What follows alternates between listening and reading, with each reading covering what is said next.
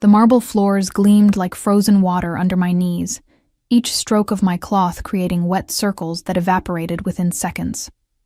5:30 in the morning, and the Rothschild Tower penthouse smelled of imported leather, aged whiskey, and something darker, something that reminded me of my father's funeral. Money. Old money. The kind that came with blood price tags I couldn't begin to comprehend. My hands ached. They always did at this hour, when the city below was still wrapped in that peculiar darkness before dawn, when even the streetlights seemed tired. I'd been scrubbing floors since midnight, part of the emergency cleaning crew called in for what my supervisor had whispered was the most important morning of Mr. Rothschild's life. She hadn't elaborated. She never did. People like me, invisible, replaceable, drowning in debt from my daughter's medical bills, we didn't get elaborations. We got orders. 3rd floor, east wing, and don't you dare touch anything on his desk. Don't even breathe near those papers. I hadn't planned to. I'd learned long ago that survival meant keeping your head down, your eyes lowered, your existence as minimal as possible. At 26, I'd already mastered the art of being a ghost. My daughter Emma needed me to be a ghost who could pay for her leukemia treatments, who could afford the experimental drug that might give her more than 6 months. The penthouse stretched before me like a cathedral of wealth. Floor-to-ceiling windows revealed a New York City skyline beginning to bruise with pre-dawn purple. Crystal chandeliers hung like frozen tears. Every surface screamed of a world I'd never touch, never belong to, never understand. I was just passing through, leaving it cleaner than I found it, erasing any evidence that someone like me had ever been here. But then I saw the office. The double doors stood open. Unusual. My supervisor had said everything should be locked. And light spilled out like an invitation I knew better than to accept. Yet something pulled me forward. Maybe it was exhaustion. Maybe it was the way the light fell across the threshold. Soft and golden. So different from the harsh fluorescence of the hospital where I spent every other moment of my life. Maybe I was just tired of being invisible.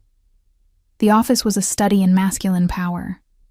Dark wood panels, leather chairs the color of dried blood, and a desk.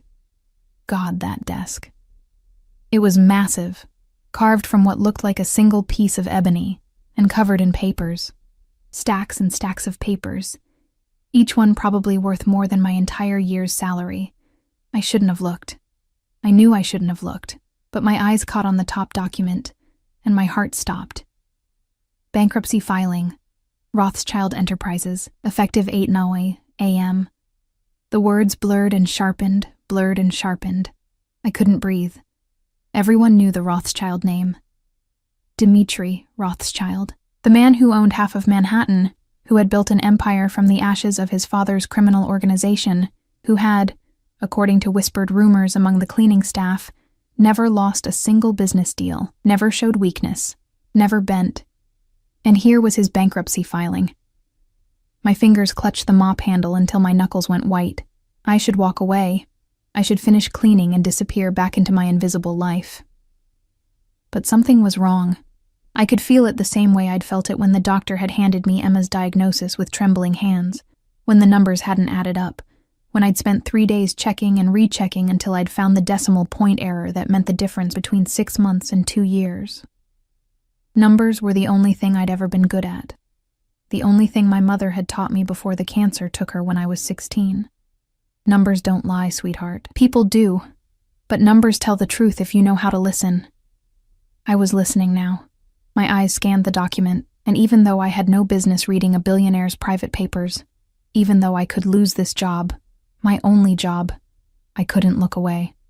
Revenue projections, asset liquidations, debt consolidations. The numbers swam before my eyes and then... There. Line 47. Subsection C. Asset valuation for the Rothschild Maritime Holdings, $847,000. But the total on page 3 listed it as $84,700,000. A decimal point. One missing zero. One simple, catastrophic mistake that would render his bankruptcy filing invalid, that would expose him to... I didn't even know what. Fraud charges? Criminal investigation?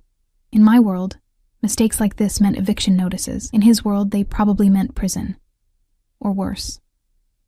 My breath came in short, sharp gasps. The clock on the wall read 5:47 a.m. Somewhere in this massive penthouse, Dmitri Rothschild was probably sleeping, unaware that in just over 2 hours, his entire world would implode because someone had misplaced a decimal point. I should walk away. God. I should walk away. But then I thought of Emma, of the doctor who'd almost prescribed the wrong dosage because of a similar error, of how I'd caught it just in time, how my obsessive need to check and recheck numbers had saved my daughter's life. What if I could save his? The thought was absurd, laughable. A maid saving a billionaire mafia boss. It sounded like a bad romance novel. But my feet were already moving, my hand already reaching for the paper, my other hand fishing the pen from the desk holder. I could fix it. Just add the 0. Just correct the mistake and slip away before anyone knew I'd been here, before anyone knew I'd touched something I had no business touching. The pen hovered over the paper. That's when I heard it. The whisper of expensive fabric. The subtle displacement of air that meant someone very large, very dangerous, was standing right behind me. What? A voice said. Low, controlled, wrapped in an accent that spoke of Moscow winters and Brooklyn streets. Do you think you're doing? I froze. The pen fell from my nerveless fingers, clattering against the desk with a sound like a gunshot. My heart hammered so hard I thought my ribs might crack. Slowly. So slowly. I turned around. He stood in the doorway like a dark angel. Dmitri Rothschild. Even in the pre-dawn shadows, even wearing nothing but black silk pajama bottoms that hung low on his hips, even with his dark hair mussed from sleep, he radiated danger. It came off him in waves, the kind of danger that didn't need to shout, didn't need to threaten, because it simply was. He was younger than I'd imagined, maybe 35, with sharp Slavic features that could have been carved from the same stone as his desk. His eyes were the color of Arctic ice, pale gray-blue and utterly unreadable. A scar cut through his left eyebrow, giving him a permanently sardonic expression. His chest was bare, revealing tattoos that snaked across his skin. Russian prison tattoos, the kind that told stories of violence and survival I couldn't begin to comprehend. But it was his stillness that terrified me most. He didn't move, didn't blink, just watched me with those ice-chip eyes while I trembled like a rabbit caught in a trap. I asked you a question. His voice was quieter now, which somehow made it worse. What are you doing at my desk? My mouth opened, closed. No sound came out. My brain screamed at me to speak, to explain, to do something other than stand here like a frightened child, but terror had turned my tongue to stone. He took a step forward, then another. Each movement was deliberate, controlled, like a predator who knew his prey couldn't escape. The scent of him reached me, expensive cologne, something with notes of cedar and smoke, and underneath it something metallic, like copper, like blood. You're the new girl. It wasn't a question. The one with the sick daughter, Emma, isn't it? 7 years old. Leukemia. Presbyterian Hospital, room 407. Ice water flooded my veins. He knew. Of course he knew. Men like him knew everything about everyone who entered their world, even the ghosts who cleaned their floors. My voice cracked. I tried again. I was just touching my bankruptcy filing. He was close now. So close I had to tilt my head back to meet his eyes. So close I could see the slight dilation of his pupils, the barely perceptible tick of a muscle in his jaw. Do you have any idea what happens to people who touch my private documents? I shook my head, tears burning behind my eyes. I'm sorry. I'm so sorry. There's a mistake. A mistake. In the numbers. Line 47, subsection C. The maritime holdings. The decimal point is... His hand shot out and I flinched, expecting violence. But he didn't touch me. His fingers hovered inches from my face, trembling with restraint I could feel vibrating in the air between us. Show me, he said softly. Carefully. My hands shook so badly I could barely hold the paper, but I pointed to the error, showed him the discrepancy between the asset valuation and the total. Watched as his eyes, those terrible, beautiful ice-chip eyes, widened almost imperceptibly. He stared at the numbers for what felt like an eternity, Then his gaze lifted to mine, and something in his expression shifted. Something I couldn't name, but that made every hair on my body stand on end. "What's your name?" he asked. Sarah Chen. Sarah Chen." He repeated it like he was tasting each syllable. "Do you know what you've just done?" I shook my head, unable to speak past the terror clogging my throat. He reached past me, so close I could feel the heat of his body, and picked up his phone. Pressed a button. "Victor, my office, now, and bring the filing team. All of them. We have exactly—" He glanced at the clock. 2 hours and 7 minutes to fix a mistake that would have destroyed everything. He ended the call and turned back to me. This time, when his hand moved, it did touch me. His fingers caught my chin, tilting my face up to his, with a gentleness that contradicted everything else about him. "You just saved my empire, little ghost," he murmured. "The question is, what am I going to do with you now?" They came like shadows summoned by a darker shadow. Within minutes, the penthouse flooded with men in expensive suits, each one moving with the same coiled tension that radiated from Dmitri. I pressed myself against the bookshelf, trying to disappear into the leather-bound spines and mahogany shelves, but his hand on my wrist kept me anchored in place. Not painfully. His grip was almost gentle, but absolutely, like a shackle made of warm flesh, an unspoken threat. "Don't move," he'd whispered, his breath ghosting across my ear. "Don't speak unless I tell you to, and don't look any of them in the eye." I nodded, my heart still jackhammering against my ribs. The men gathered around his desk like wolves around a kill. I recognized the hierarchy immediately, the way the others deferred to a massive bear of a man with a shaved head and a scar that split his face from temple to jaw. Victor, I assumed. His eyes found me, assessed me in one brutal second, then dismissed me as inconsequential. I'd never been so grateful to be invisible. "Show me," Dmitri commanded, releasing my wrist to stride to his desk. I watched as they hunched over the documents, their voices low and urgent. Russian phrases I couldn't understand, punctuated with English curse words I knew too well. The sky outside began to lighten, that bruised purple giving way to pale gray. And with each passing minute, the tension in the room ratcheted higher. "How did we miss this?" someone hissed. "It doesn't matter how." Dmitri's voice cut through the chaos like a blade. "What matters is that we fix it, now. Peterson, get our legal team on video conference. Mikhail, I need the corrected valuations printed and bound within 90 minutes. Victor, already calling the judge's clerk." The scarred man had his phone pressed to his ear. "We'll need to file an emergency amendment. It'll raise questions." Let them question. Dmitri's eyes were on the papers, but I could see his mind working, calculating, strategizing. Better questions than criminal fraud charges, or prison. The word hung in the air like smoke. Prison.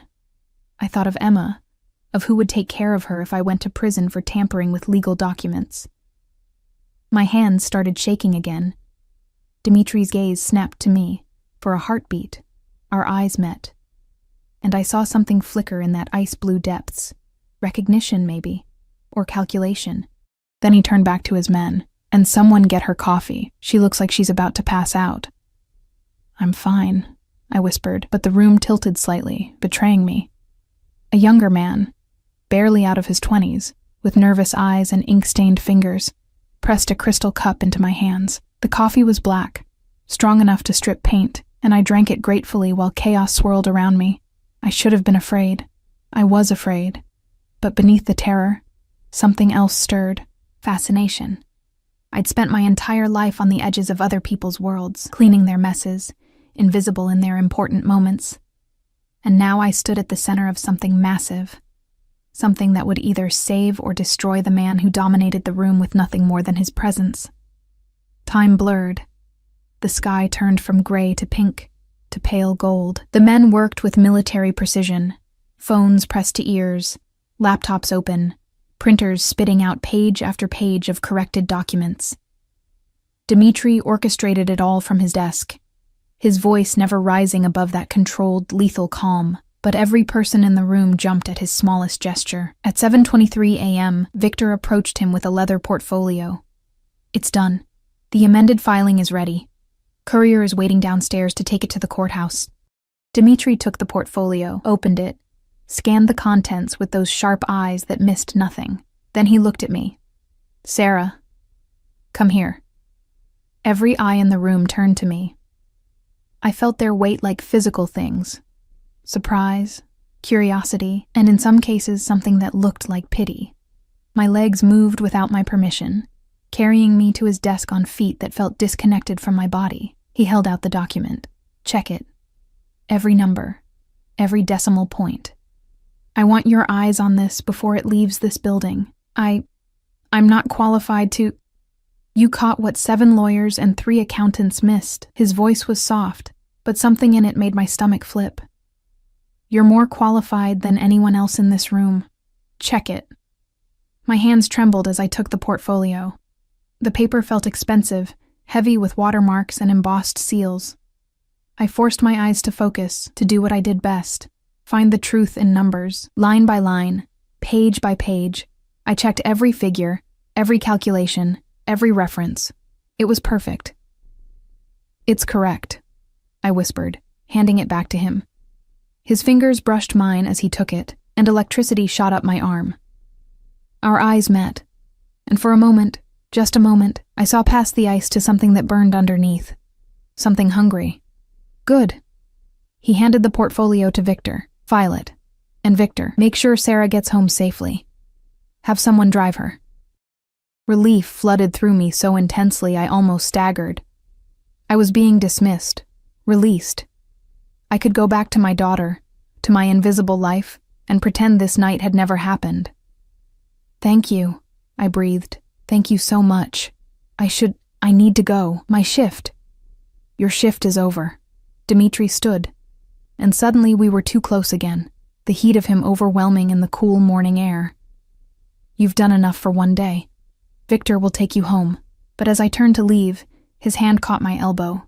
Gentle. Always gentle. But inescapable. Sarah. He waited until I looked up at him. You saved my empire today. That's not a debt I take lightly. If you or your daughter ever need anything at all, you call this number. He pressed a business card into my palm, his fingers lingering just a fraction too long. Day or night, it doesn't matter. You call, and I answer. I stared at the card. Heavy cardstock, black with silver lettering. Just a phone number. No name. No title. But I could feel the weight of it, the promise it represented. I can't. You can. His thumb brushed across the inside of my wrist, finding my racing pulse. The corner of his mouth lifted in something that wasn't quite a smile. You already have, little ghost. Don't disappear on me now. Then Victor was there, his massive presence like a wall between me and Dimitri, and I was being ushered out of the office, down the elevator, into the morning bright streets where a black Mercedes waited with windows tinted so dark I couldn't see inside.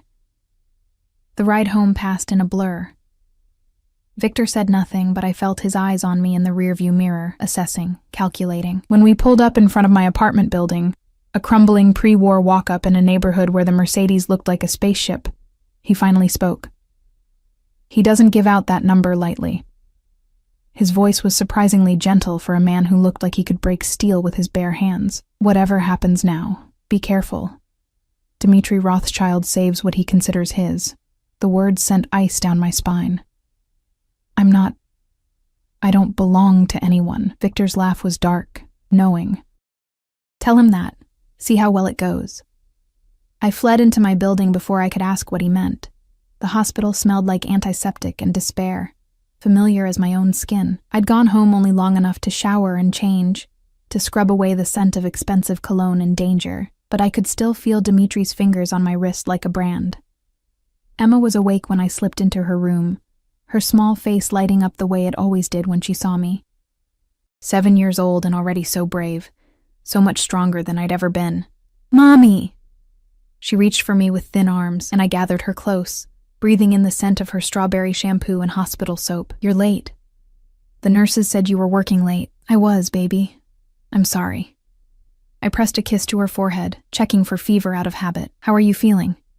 Okay. Tired. She snuggled against me, her small body so fragile it terrified me. Doctor, Martinez says I can maybe go home next week if my numbers are good. That's wonderful, sweetheart. I blinked back tears. Home. As if our one-bedroom apartment could ever be a real home. Not when every surface was covered in medical bills I couldn't pay, when the electricity had been shut off twice last month, when the landlord's eviction notice still sat on the kitchen counter like a ticking time bomb. Mommy. Emma's voice was soft, worried. Why are you crying? I'm not crying. I'm just happy. I smiled through the tears, wiping them away quickly. So happy you're feeling better. She didn't believe me. Emma was too smart for her own good. But she let it go, settling back against her pillows. Tell me a story? About the princess who saved the kingdom? I told her the story I'd told 100 times before. About a brave princess who fought dragons and rescued herself. And as I spoke, my hand drifted to my pocket, to the card that felt like it was burning a hole through the fabric. If you or your daughter ever need anything at all, you call this number. The words whispered through my mind like temptation, like salvation, like damnation. I couldn't call. I wouldn't. Men like Dmitri Rothschild didn't give something for nothing. There would be a price. And I'd learned long ago that prices paid in desperation were always too high. But then, Doctor. Martinez knocked on the door, his expression carefully neutral in that way that meant bad news. He asked to speak to me in the hall, and my heart dropped to my feet. The experimental treatment, he said quietly, his eyes full of the pity I'd learned to hate. The pharmaceutical company denied your application for the compassionate use program. I'm sorry, Sarah. Without it, we're looking at standard chemotherapy protocols that might buy us 6 months. Maybe a year if we're lucky. 6 months. The words echoed in my skull. 6 months. A year if we were lucky. There has to be something else. My voice didn't sound like mine. Another trial, another option. I'll work more shifts. The treatment costs $250,000. Dr. Martinez's hand was warm on my shoulder. Even if you could qualify for the trial, they're not accepting new participants for another 8 months. I'm so sorry. 8 months. Emma might not have 8 months. I walked back into her room on numb legs. She'd fallen asleep, her small chest rising and falling with that papery quality that meant her body was working too hard, fighting too hard, dying too hard. My hand closed around the card in my pocket. Day or night. It doesn't matter. You call, and I answer. I pulled out my phone, stared at the black card with its silver numbers, thought about Victor's warning. Dmitri Rothschild saves what he considers his. But Emma was mine, my daughter, my heart. My entire world. If selling my soul to a devil could save her, then I'd damn myself gladly. My fingers were shaking so badly it took 3 tries to dial the number. It rang once. Sarah. His voice was dark honey, knowing, unsurprised, as if he'd been waiting for this call. Tell me what you need. And God help me, I did. The restaurant was the kind of place I'd only seen in movies, all crystal chandeliers and white tablecloths, where the waiters moved like dancers and the air smelled of money and secrets. I didn't belong here. My reflection in the gilded mirrors told me that with brutal clarity. Discount store dress, hair pulled back in a simple ponytail, hands still rough from industrial cleaning solutions. But Dmitri had insisted on meeting here. Dinner, he'd said on the phone, his voice leaving no room for argument. 8 o'clock. I'll send a car. That had been 6 hours ago. 6 hours of terror and second-guessing and staring at Emma's sleeping face while wondering what price I was about to pay. The Mercedes had arrived exactly at 7:30. Victor behind the wheel again, his scarred face impassive as he'd held the door open for me. Now I sat at a corner table, the most private in the restaurant, watching the door with my heart in my throat. Around me, wealthy patrons laughed and clinked glasses, completely unaware that their world and mine existed on different planets. A waiter had already come by twice to ask if I needed anything, his eyes polite but assessing, probably wondering what someone like me was doing in a place like this. Then the energy in the room shifted. I felt it before I saw him, the way conversations stuttered, the way heads turned, the way the air itself seemed to compress. Dmitri entered flanked by 2 men I didn't recognize, both built like walls and wearing suits that couldn't quite hide the bulges of shoulder holsters. But it was Dmitri who commanded every eye. He wore black tonight. Black suit, black shirt, no tie. The casualness of it somehow made him more dangerous, more powerful. His hair was swept back, revealing the sharp angles of his face, that scar through his eyebrow catching the light. He moved through the restaurant like a king through his domain, and I watched as the maitre d' practically bowed before him. His eyes found mine across the room, and the smile that curved his lips made my stomach flip. He dismissed his guards with a gesture, and they melted into the background, still present, still watching, but invisible in the way that professionals knew how to be. Then he was walking toward me, and I couldn't breathe, couldn't think, couldn't do anything but sit frozen as he approached. Sarah.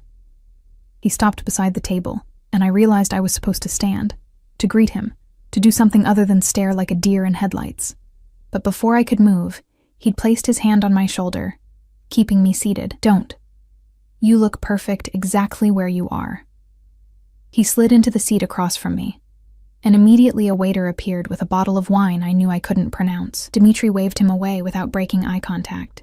You came, he said softly. You didn't give me much choice. The words came out sharper than I'd intended, fear making me brave or stupid or both. His smile widened, showing teeth. I always give choices, little ghost. You could have said no, hung up the phone, disappeared back into your invisible life.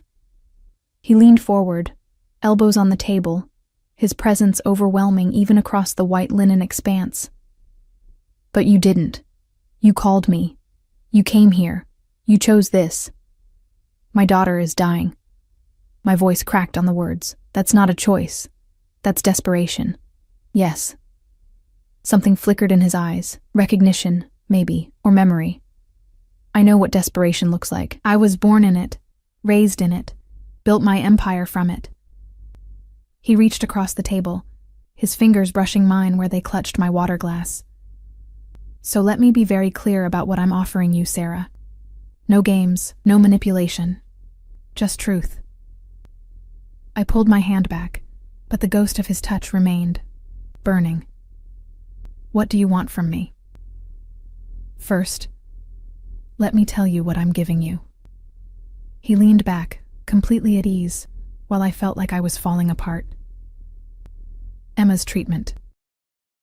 The experimental drug she needs. I've already made the necessary calls. Dr. Martinez will receive confirmation tomorrow morning that she's been accepted into the trial. Full coverage, no cost to you.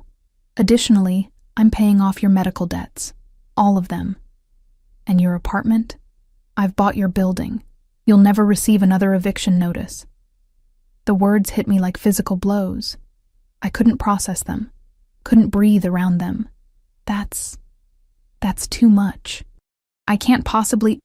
I'm not finished. His voice cut through my panic like a blade. Your daughter will receive the best care available, not just for her leukemia, but everything. Private room, specialist nurses, whatever she needs for as long as she needs it. You'll never have to choose between her life and paying rent again. Tears burned behind my eyes. Why? Why would you do this? Because you saved my empire when you had no reason to. Because you saw a mistake that would have destroyed everything I've built. And instead of walking away, instead of protecting yourself, you risked everything to fix it. He paused, and something dark and hungry moved across his features. And because I want you, Sarah Chen. I want you in a way that defies logic or reason. I've wanted you since I saw you standing at my desk with my bankruptcy filing in your hands, your fingers shaking but your eyes sharp, seeing what no one else could see. My heart hammered so hard I thought everyone in the restaurant must hear it. I don't understand. You could have anyone. Why would you want me? The same reason you noticed the decimal point. He leaned forward again, and his hand captured mine before I could pull away. His thumb traced circles on my palm, sending electricity up my arm.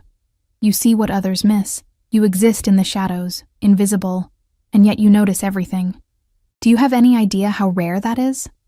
How valuable? I'm a maid. The words tasted bitter. I clean floors. I'm nobody. You're the woman who saved my empire. His grip tightened, just slightly, just enough to remind me of the strength coiled beneath that expensive suit. You're the woman whose daughter will live because I will make it so. You're the woman who will belong to me if you agree to my terms. There it was. The price. I'd known it was coming, but hearing it spoken aloud still made my blood run cold. What terms? I whispered. He released my hand, but only to signal the waiter. Food appeared.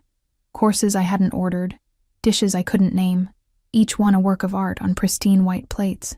He served me himself, his movements precise and controlled, and I understood it was a demonstration of care, of possession, of what life could be if I agreed to whatever devil's bargain he was about to propose. Eat, he commanded gently. Then we'll talk. I couldn't taste anything. Every bite was ash in my mouth. But I forced myself to eat because he watched me with those ice-chip eyes, and I understood that this too was a test. When my plate was half empty and I couldn't swallow another bite, he finally spoke. I want you to move into my penthouse. You and Emma. I'll provide everything you need. Clothes, food, security, medical care. You'll want for nothing. As what?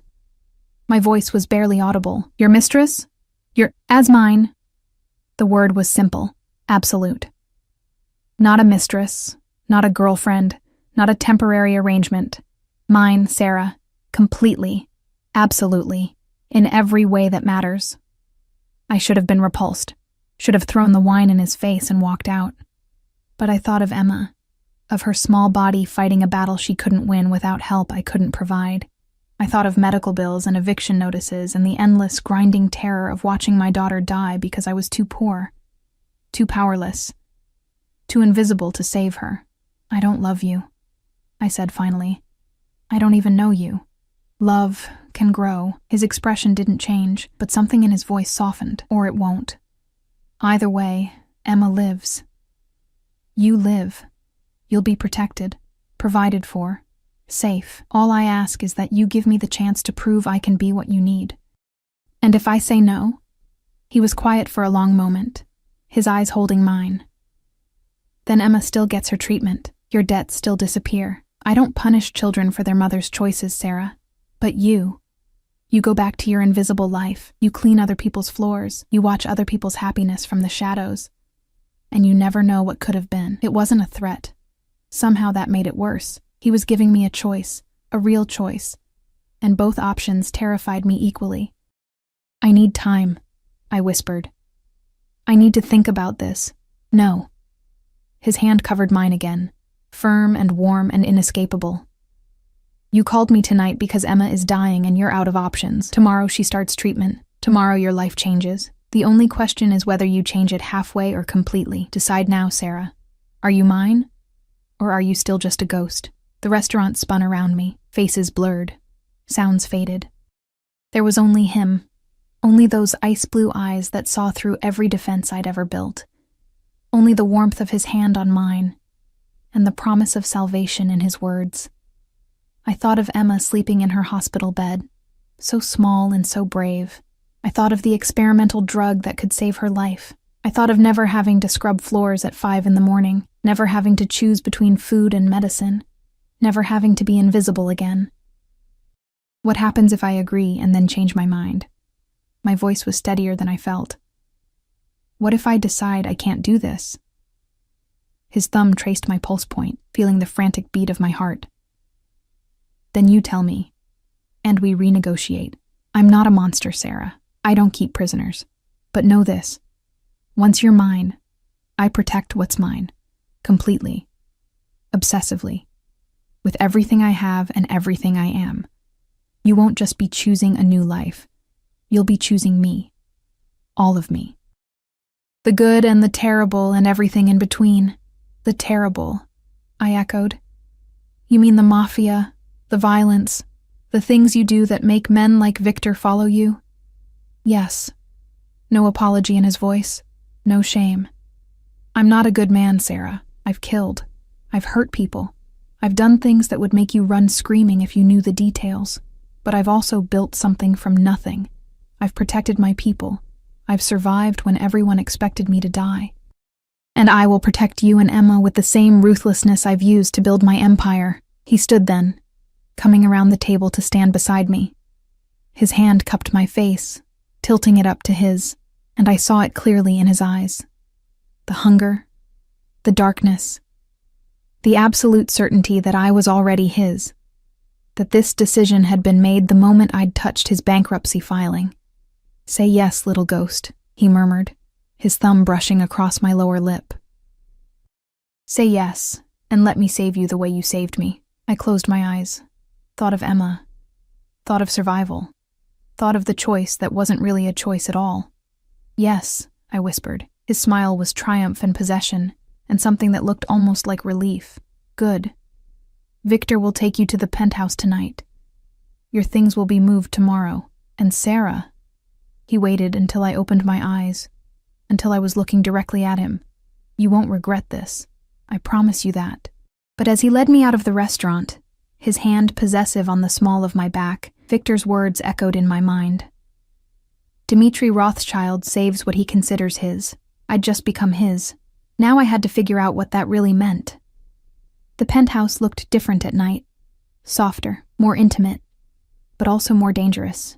Shadows pooled in corners that had gleamed with morning light. The city stretched beyond the floor-to-ceiling windows like a carpet of stars, and I stood alone in the master bedroom, staring at my reflection in a mirror that probably cost more than my entire year's salary. Victor had brought me here an hour ago, his scarred face revealing nothing as he'd shown me through rooms that felt more like a museum than a home. "Mr. Rothschild will be late," he'd said. "Business to attend to." He said to make yourself comfortable. Comfortable. As if I could ever be comfortable in a place like this, wearing a silk nightgown that had been laid out on the bed. Black, expensive, completely inappropriate for someone like me. But my own clothes were gone, packed up by efficient hands I'd never seen, and the penthouse suddenly felt less like salvation and more like a gilded cage. I thought of Emma, still sleeping in her hospital room. Dr. Martinez had called me just as Victor was driving me here, his voice thick with confusion and wonder. "I don't know how you did it, Sarah, but Emma's been accepted into the trial. They're starting treatment tomorrow morning. This is a miracle.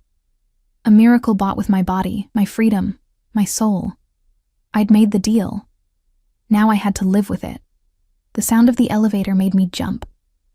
I turned from the mirror, my heart racing, as footsteps echoed through the penthouse. Heavy. Confident. His. Dmitri appeared in the doorway, and my breath caught. He'd removed his jacket, his shirt unbuttoned at the collar, sleeves rolled up to reveal forearms roped with muscle and ink. There was blood on his knuckles, just a few drops, but unmistakable. His eyes swept over me, and the hunger in them made my skin prickle with awareness and fear. "Beautiful," he murmured, stepping into the room. "I knew you would be. You're hurt." The words escaped before I could stop them. He glanced at his hand, then back at me, something like amusement flickering across his features. This is nothing. Just a reminder to someone who forgot their place." He moved to the bathroom, and I heard water running. When he returned, his hands were clean. But I couldn't stop thinking about whose blood I'd seen. "Are they..." I swallowed hard. "Are they alive?" "Yes." He crossed to the bed, sitting on its edge, watching me with those unreadable ice-blue eyes. "I don't kill people for small infractions, Sarah. Only for betrayal, or for threatening what's mine." The way he said mine made something twist low in my stomach. Fear, and something else. Something I didn't want to name. "I don't know how to do this," I whispered. "I don't know how to be what you want. Come here." It was a command. Gentle, but absolute. My feet moved before my brain could catch up, carrying me across the plush carpet until I stood before him.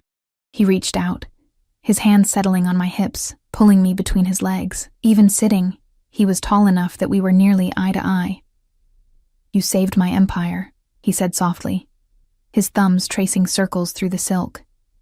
"You risked everything for a stranger because you saw a mistake and you couldn't let it stand. Do you have any idea how extraordinary that is? It was just numbers." My voice trembled. "I'm good with numbers. It was integrity." His hand moved up, cupping the back of my neck, his fingers tangling in my hair. It was courage.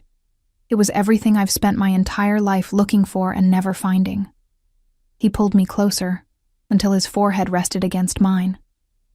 I don't need you to be anything other than who you are, Sarah. I just need you to be here, with me. Mine. I don't understand. Tears burned behind my eyes. You could have anyone. Models, actresses, women who know how to exist in your world. Why me? His laugh was dark, bitter. Those women.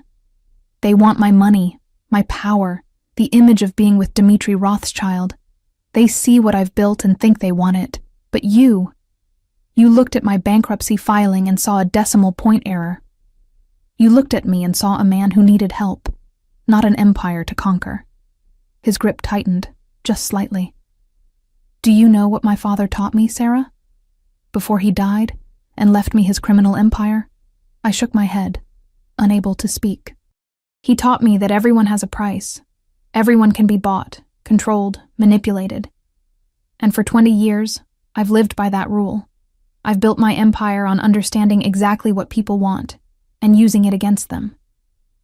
His eyes searched mine, and for the first time, I saw something vulnerable beneath the ice. But you didn't want anything from me. You just wanted to fix the mistake. You didn't even know who I was. I knew who you were, I whispered. Everyone knows who you are. No. His hand slid down to cup my face. They know the name, the reputation, the man who owns half of Manhattan and has blood on his hands. But you saw me standing in my office at dawn, disheveled and vulnerable, and your first instinct wasn't fear or greed. It was help. He pulled me even closer, until his lips were inches from mine. That's who I want, Sarah. Not some perfectly polished woman who knows how to play society games. You, real, honest, mine. Before I could respond, his mouth found mine.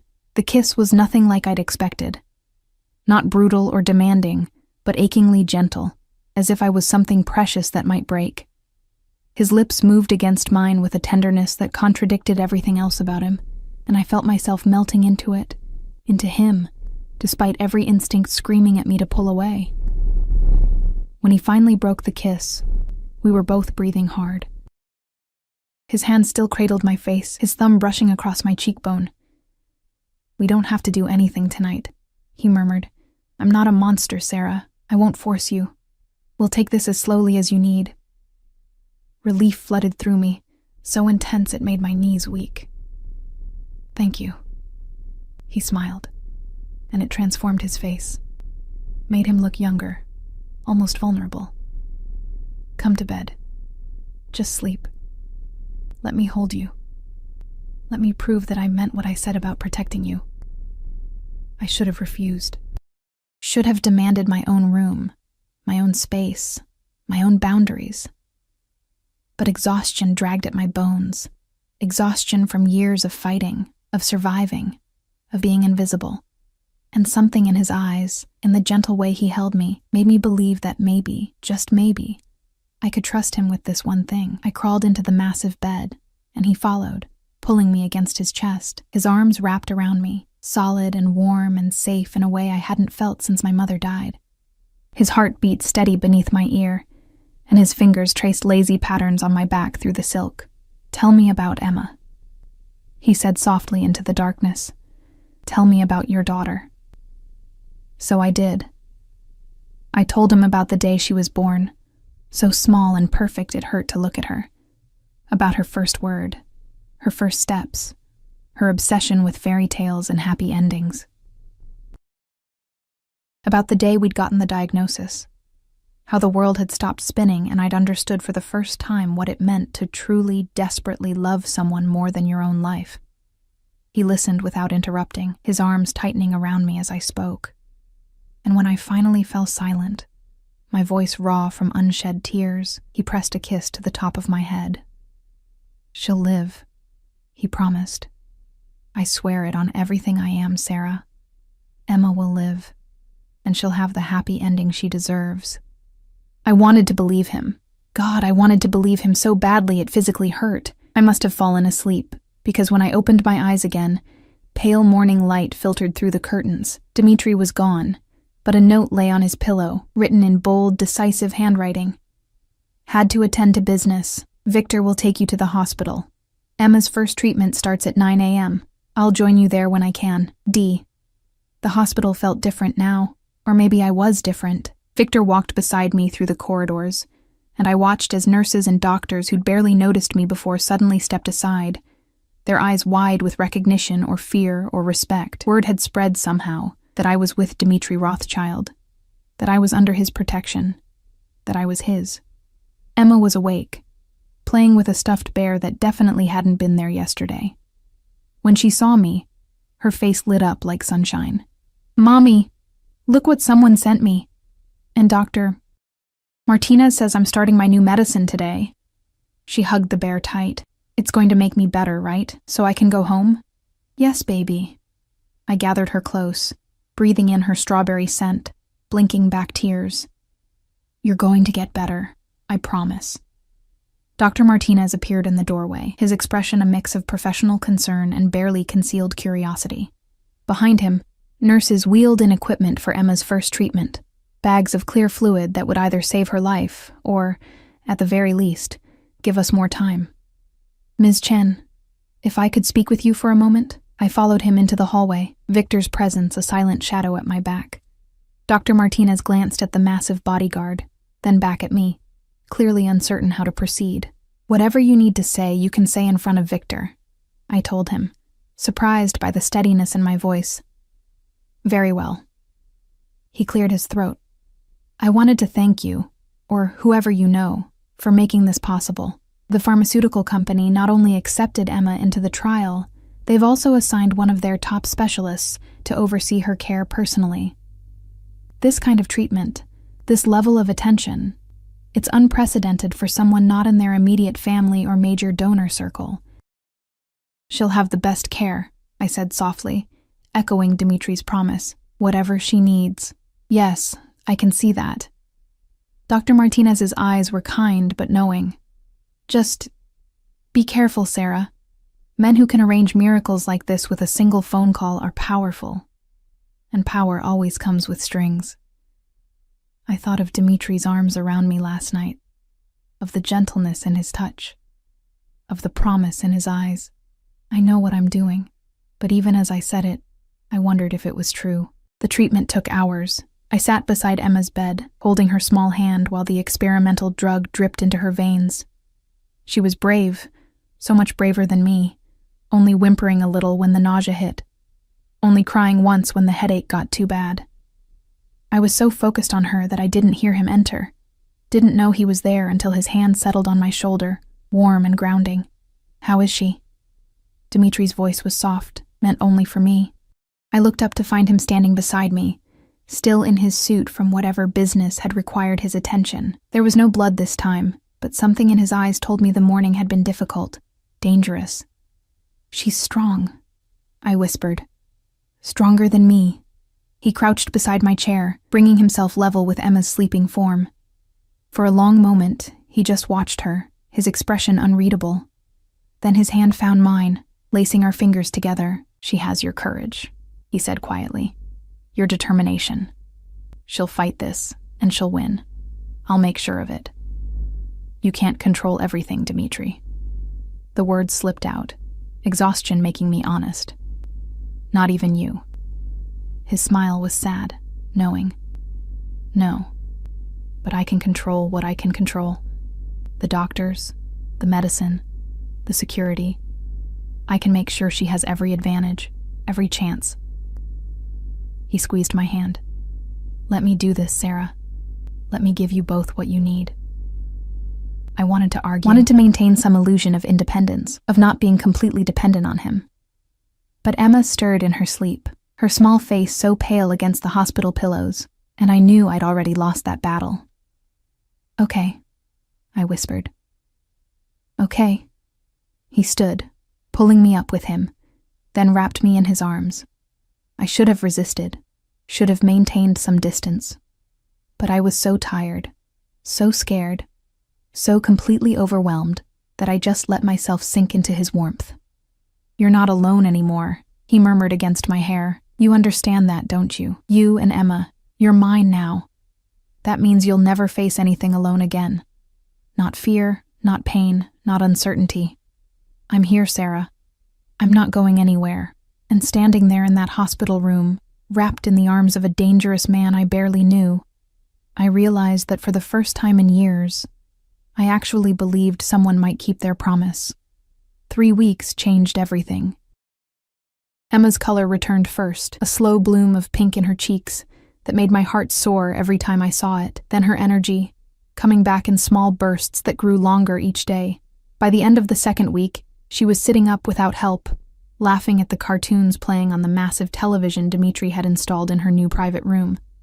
By the third week, Dr. Martinez was using words like remarkable and unprecedented response, and genuine hope.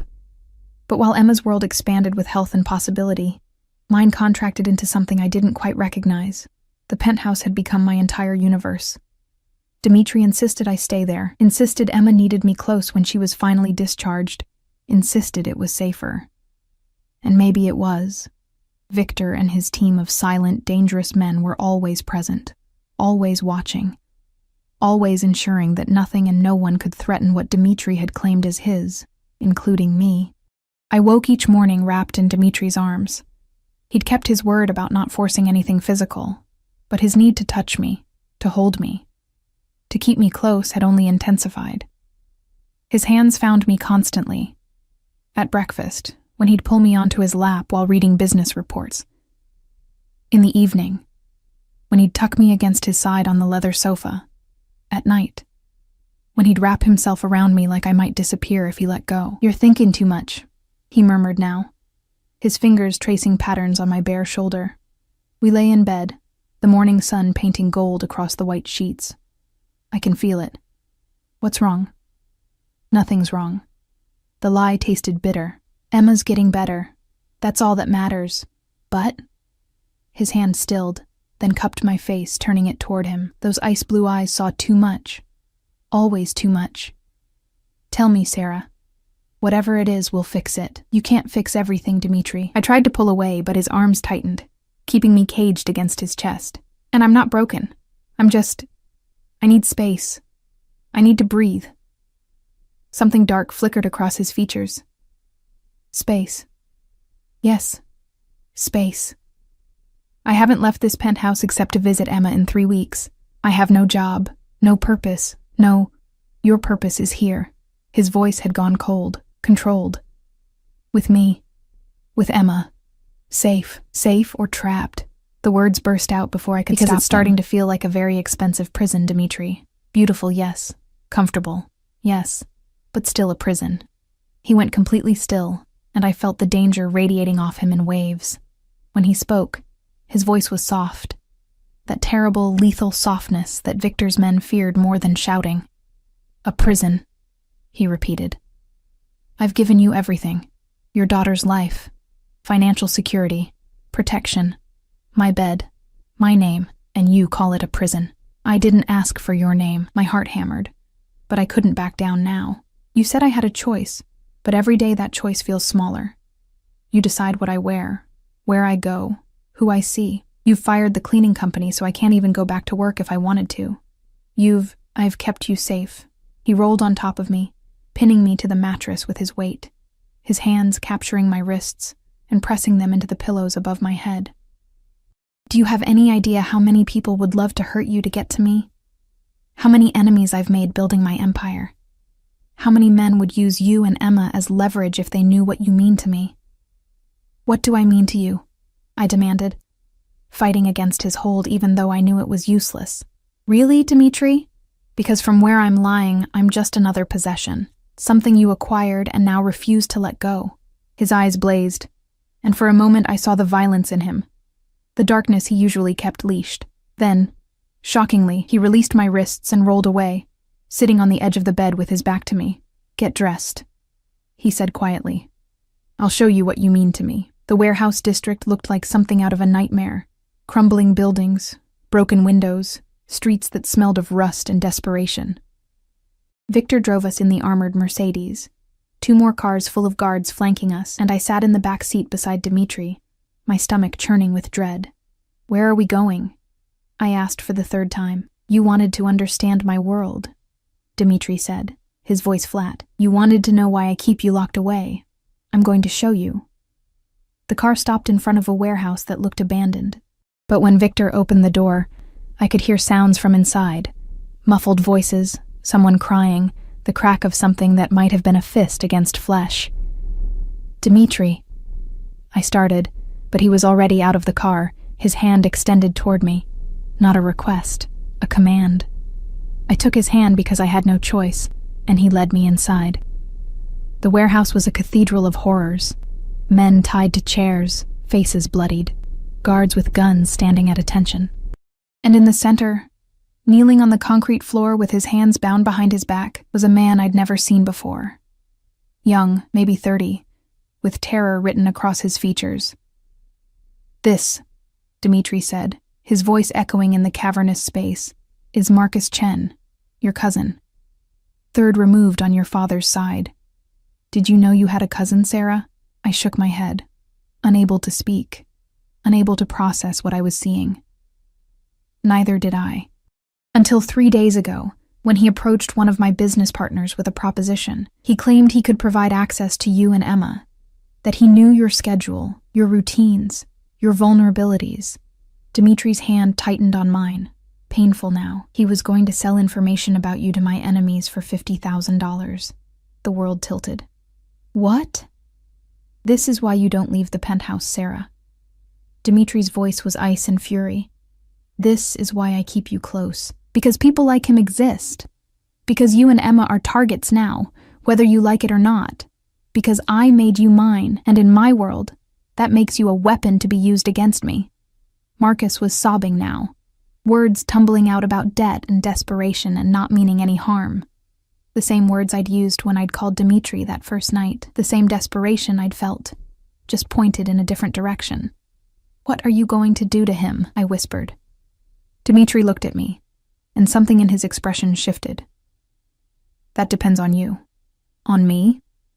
"You're mine, Sarah. That makes this your decision as much as mine. He was going to betray you, sell you out, put Emma in danger for money."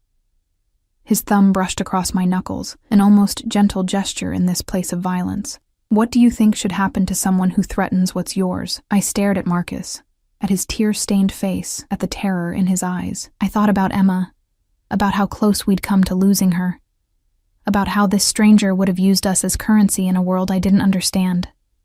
But I also thought about desperation, about making impossible choices, about how I'd sold myself to save my daughter, and how maybe Marcus had been in his own version of that same hell. "Let him go," I said quietly. Dimitri's eyes widened, genuine surprise flickering across his features. "Sarah, let him go. But make sure he understands what will happen if he ever tries anything like this again. Make sure he knows that Emma and I are under your protection, and that protection extends to mercy." Once, I looked up at Dimitri, meeting his ice-blue gaze without flinching. "Your father taught you that everyone has a price, but maybe it's time to teach a different lesson. That mercy can be more powerful than fear." For a long moment, the warehouse was silent, except for Marcus's ragged breathing. Then Dimitri's lips curved into something that was almost a smile. "Victor," he called out. "Cut him loose. Give him $10,000 and a warning. He gets one chance. If he wastes it, he doesn't get a second." Victor looked shocked. Everyone looked shocked, but they obeyed. Within minutes, Marcus was stumbling out of the warehouse, clutching cash and looking back at us like he couldn't believe he was still alive. Dimitri turned to me, his hand cupping my face with a gentleness that contradicted everything around us. "You continue to surprise me, little ghost." "I'm not a ghost anymore," I said softly. "You made sure of that. But I'm also not you, Dimitri. I can't live in a world where violence is the answer to everything. If you want me, really want me, then you have to accept that. Accept that I'll always choose mercy when I can. That I'll always look for the decimal point error instead of the execution." His eyes searched mine, and I saw the war happening behind them, between the man his father had raised and the man he was trying to become. Finally he nodded. "Then teach me," he murmured. "Teach me how to be the man who deserves you." Emma came home on a Tuesday. The penthouse had been transformed. A bedroom decorated like a princess castle, toys and books. and everything a 7-year-old girl could want. But more than that, there was life here now. Light. Laughter. She ran through the rooms with an energy I hadn't seen in months, her thin legs growing stronger every day, her smile bright enough to rival the sun. And Dmitri, dangerous, ruthless Dmitri Rothschild, watched her with an expression of such fierce protectiveness it made my chest ache. "She's beautiful," he said softly, standing beside me in the doorway while Emma played with a dollhouse that probably cost more than a car. "Like her mother. Thank you." I turned to face him, this man who'd saved my daughter and claimed my life and was slowly, impossibly, working his way into my heart. "For all of this. For everything. You don't need to thank me." His arms wrapped around my waist, pulling me back against his chest. "You're mine. Taking care of what's mine isn't something that requires gratitude. It's just what I do. I'm not a possession, Dmitri," but the words had no heat in them anymore. "I'm a person. A partner. If this is going to work, if we're going to work, you need to understand that. I'm trying." His lips brushed against my temple.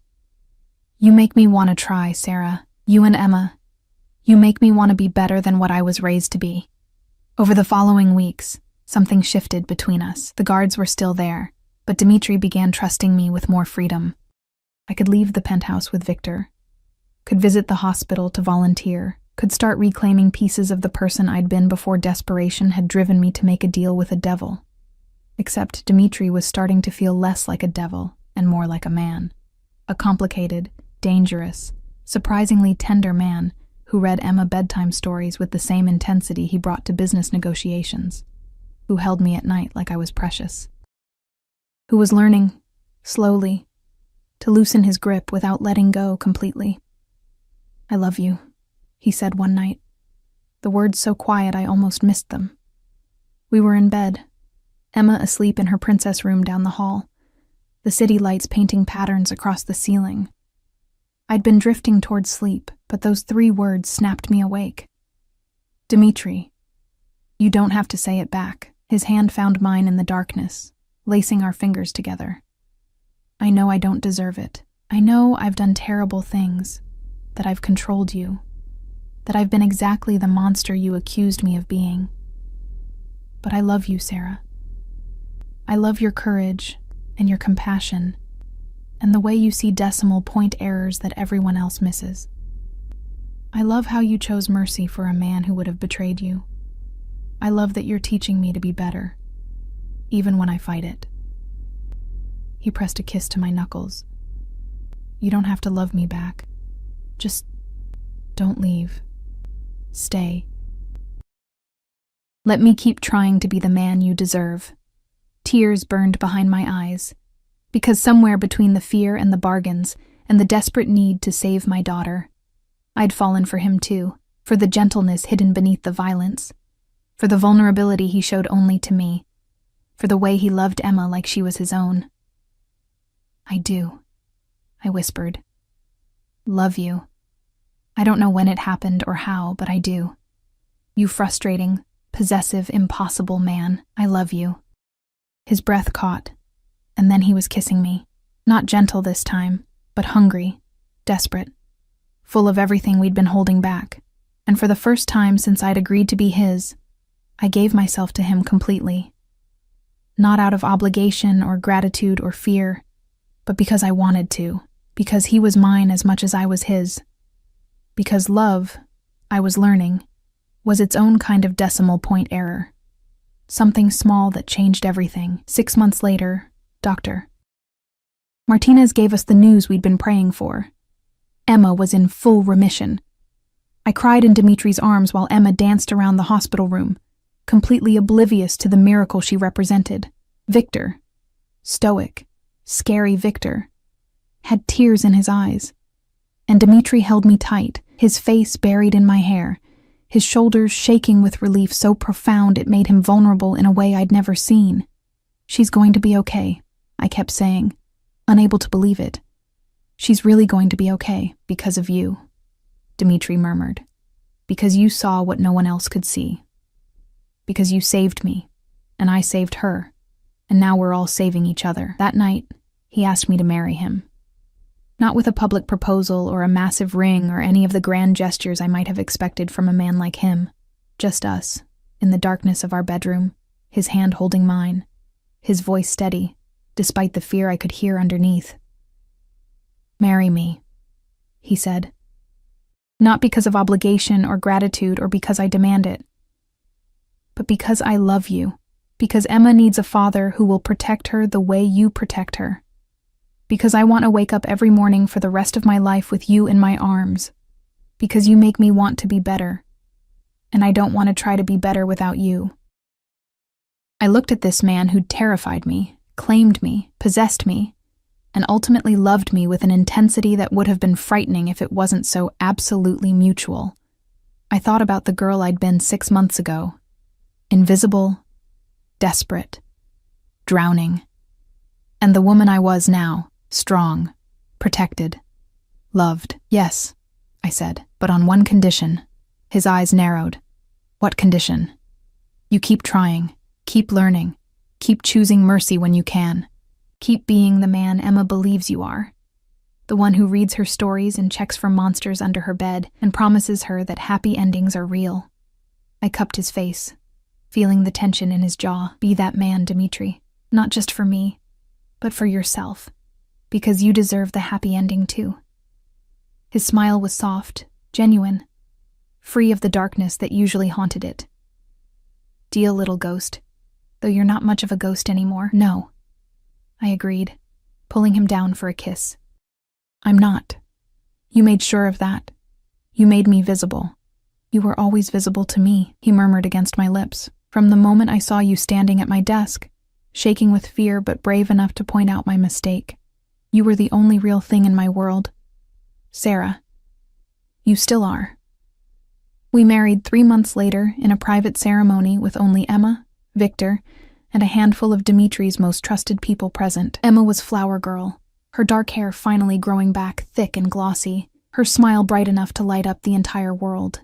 She walked down the aisle scattering rose petals, then stood beside us while we exchanged vows that promised protection and partnership and the kind of love that grew from impossible circumstances. Later, at the reception held in the penthouse that was finally, truly home, Emma tugged on Dimitri's sleeve. He bent down, and she whispered something in his ear that made him smile. A real smile, the kind that transformed his whole face. "What did she say?" I asked. "She said thank you for saving her mommy, and for being her daddy now." His eyes were suspiciously bright. "And she made me promise that we'll all live happily ever after, just like in her stories." I looked around the penthouse, at Emma laughing with Victor, at the life we'd built from desperation and decimal points and impossible choices, at the man who'd started as my captor and become my salvation. "We will," I promised, taking his hand. "We already are." Because sometimes I'd learned the happiest endings came from the darkest beginnings. Sometimes salvation wore the face of danger, and sometimes love was just like a decimal point, a small thing that changed everything, if you were brave enough to notice it. The mistake that had brought us together had become the foundation of something beautiful, something real, something that would last. And as Dimitri pulled me close, and Emma crashed into both of us with a hug that nearly toppled us over, I knew that I'd made the right choice that night in the restaurant, that my yes had led us here, to love, to family, to a future I'd never dared to imagine. I'd started as a ghost, invisible and desperate, but Dimitri had seen me, had claimed me, had loved me into visibility, and I had saved him right back, not just from bankruptcy, but from the darkness that would have consumed him if he'd never learned that mercy could be powerful, that love could be healing, that some mistakes were actually the best things that ever happened. We had found our happy ending, not perfect, but real, not without shadows, but full of light. And it had all started with a decimal point and a maid who couldn't walk away from a mistake.